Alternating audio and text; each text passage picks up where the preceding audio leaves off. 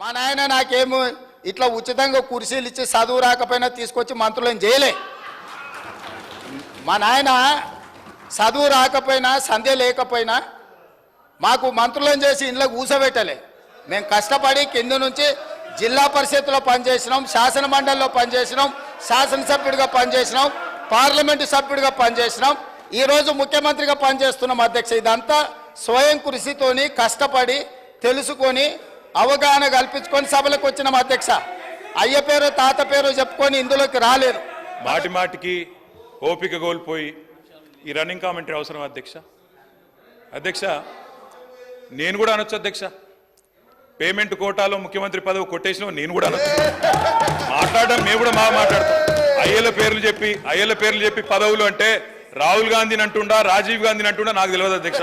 ఎవరిని అంటుండ అధ్యక్ష? ఆయన ఎవరి గురించి మాట్లాడుతున్నాడు ఇప్పుడు?